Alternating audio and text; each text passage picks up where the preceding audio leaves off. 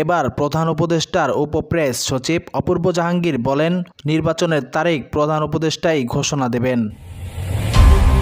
আগামী নির্বাচন কবে হবে তা প্রধান উপদেষ্টার পক্ষ থেকে ঘোষণা দেওয়া হবে। এ নিয়ে বাকিরা যারা কথা বলেছেন সেগুলো তাদের ব্যক্তিগত মতামত। রোববার 25 নভেম্বর রাজধানীর ফরেন সার্ভিস একাডেমিতে আয়োজিত সংবাদ ব্রিফিংয়ে সাংবাদিকদের প্রশ্নের জবাবে প্রধান উপদেষ্টার উপপ্রেস সচিব অপূর্ব জাহাঙ্গীর একথা বলেছেন। সাংবাদিকদের প্রশ্ন ছিল, নির্বাচন কমিশন গঠিত হয়েছে, এখন মানুষের জানার আগ্রহ কবে নির্বাচন হতে পারে।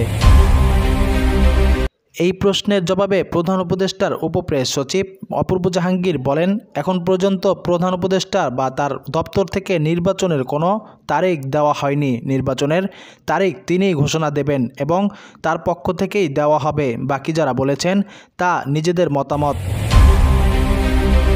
এদিকে আরেক প্রশ্নের জবাবে প্রধান উপদেষ্টার আরেক উপপ্রেস সচিব মোহাম্মদ আবুল কালাম আজাদ বলেন, প্রত্যেকে তার মতামত দিতে পারেন, কিন্তু সরকার নির্বাচন কমিশন গঠন করেছে সম্পূর্ণ আইন মেনে।